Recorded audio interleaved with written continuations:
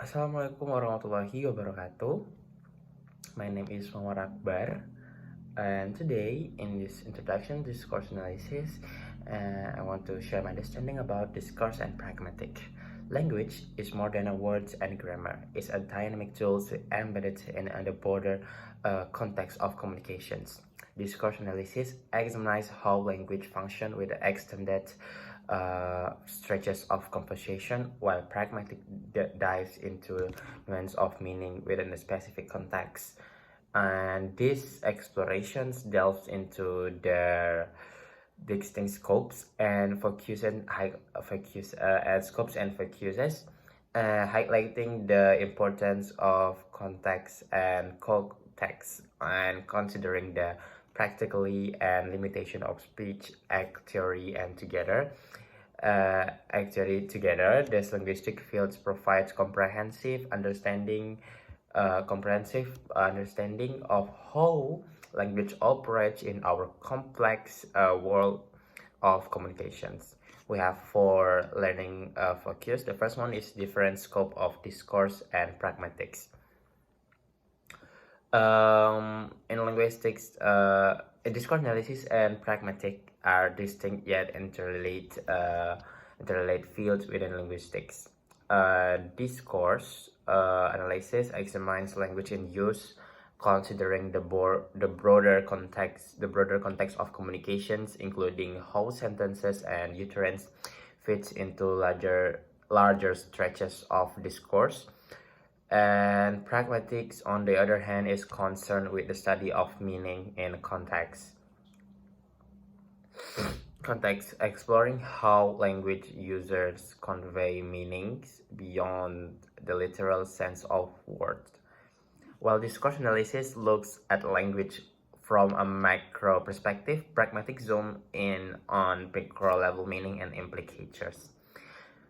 Next is different focus on syntax, semantic, and pragmatic analysis. Syntax primarily deals with a structure as sentence and pairs, analyzing how words are arranged to create grammatically correct sentence.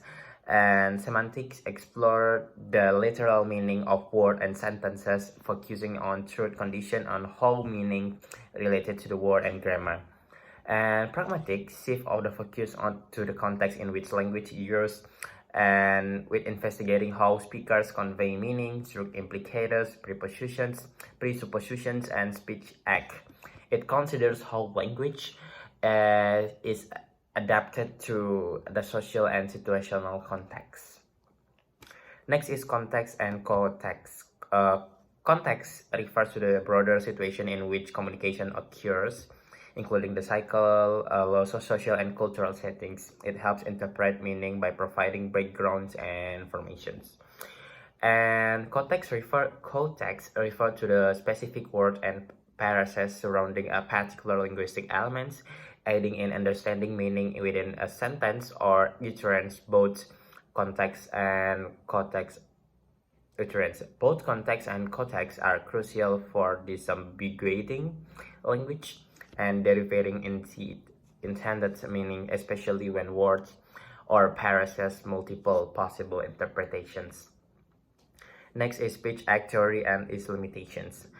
Speech act theory, developed by philosophers like Austin and Searles, focus on the illocutionary force, like the intention behind an utterance, and the perlocutionary effects, like the impact of the listener of speech act.